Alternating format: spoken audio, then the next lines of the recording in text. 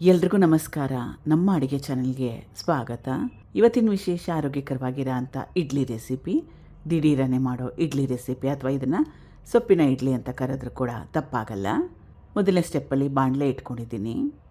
ಎಣ್ಣೆ 2ರಿಂದ 3 ಚಮಚದಷ್ಟು, ಸ್ವಲ್ಪ ಎಣ್ಣೆ ಕ್ವಾಂಟಿಟಿ ಜಾಸ್ತಿ ಹಾಕ್ಕೊಂಡ್ರೆ ಒಳ್ಳೆಯದು. ಸಾಸಿವೆ ಸಣ್ಣ ಚಮಚದಲ್ಲಿ 1 ಚಮಚದಷ್ಟು, ಕಡಲೆಬೇಳೆ 1 ಟೇಬಲ್ ಸ್ಪೂನಷ್ಟು, ಗೋಡಂಬಿ, ಕಡಲೆಬೇಳೆ ಮತ್ತು ಗೋಡಂಬಿ ಕೆಂಪಾಗಬೇಕು. ಇದಕ್ಕೆ ಸುಮಾರು ಒಂದು ಬಟ್ಲಷ್ಟು ಉಪ್ಪಿಟ್ಟು ರವೆ, ಅಥವಾ ಇದು ಸುಮಾರು ಒಂದು 100 ಗ್ರಾಮ್ಸ್ ಅಷ್ಟಿದೆ.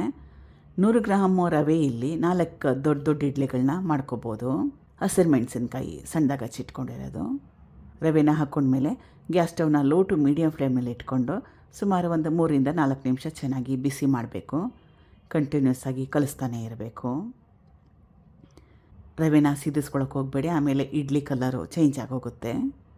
ಈಗ ರವೆನ ಚೆನ್ನಾಗಿ ಹುರಿದಿದ್ದಾಗಿದೆ, ಬಿಸಿ ಇದೆ. ತಣ್ಣಗಾಗಲಿ. ಬೇರೆ ಪದಾರ್ಥಗಳನ್ನ ಹಾಕ್ಕೊಳ್ಳೋಕೆ ಮುಂಚೆ ಹುರಿದಿಟ್ಕೊಂಡಿರೋ ರವೆ ತಣ್ಣಗಾಗಿದೆ.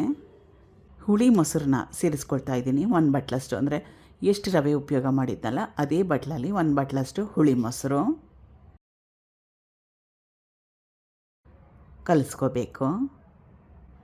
ಮತ್ತೊಮ್ಮೆ ಅದೇ ಬಟ್ಲಲ್ಲಿ ಅರ್ಧ ಬಟ್ಲಷ್ಟು ನೀರನ್ನ ಹಾಕ್ಕೊಂಡ್ಮೇಲೆ ಮತ್ತೊಮ್ಮೆ ಚೆನ್ನಾಗಿ ಕಲಿಸ್ಕೊಂಡು ಇದನ್ನು 5 ನಿಮಿಷ ರೆಸ್ಟ್ ಮಾಡೋಕ್ಕೆ ಬಿಟ್ಟರೆ ಸಾಕಾಗತ್ತೆ.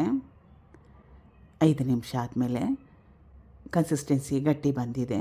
ಇದು ಈನೋ ಪೌಡರು ಸಣ್ಣ ಚಮಚದಲ್ಲಿ ಅರ್ಧ ಚಮಚದ, ಅಂದರೆ ಟೀ ಸ್ಪೂನಲ್ಲಿ ಅರ್ಧ ಚಮಚದಷ್ಟು, 2ರಿಂದ 3 ಚಮಚದಷ್ಟು ನೀರು ಚೆನ್ನಾಗಿ ಕಲಿಸ್ಕೋಬೇಕು.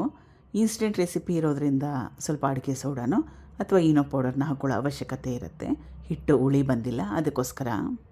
ಧಾರಾಳವಾಗಿ ಸಬ್ಸಿಗೆ ಸೊಪ್ಪಿಗೆ ಬದಲಾಗಿ ಮೆಂತ್ಯ ಸೊಪ್ಪು, ಪಾಲಕ್ ಸೊಪ್ಪು, ನಿಮ್ಗೆ ಯಾವ ಸೊಪ್ಪು ಇಷ್ಟ ಆ ಸೊಪ್ಪನ್ನ ಹಾಕ್ಕೋಬೋದು.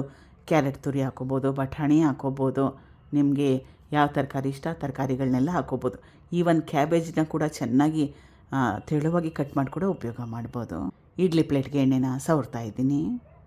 ಸ್ಟೀಮ್ ಮಾಡ್ಕೋಬೇಕು, ಹಬೆಯಲ್ಲಿ ಬೇಯಿಸ್ಕೋಬೇಕು 15 ನಿಮಿಷ ಹೈ ಫ್ಲೇಮ್ನಲ್ಲಿ. ಈಗ ರುಚಿಕರವಾಗಿರೋಂಥ ಸೊಪ್ಪಿನ ಇಡ್ಲಿ ರೆಡಿಯಾಗಿದೆ. ಕಾಯಿ ಚಟ್ನಿ ಜೊತೆಗೆ ಬೆಸ್ಟ್ ಕಾಂಬಿನೇಷನ್ ಇದು. ಟ್ರೈ ಮಾಡಿ ಈ ರೀತಿಯಾಗೊಮ್ಮೆ. Thank you for watching. ಧನ್ಯವಾದ.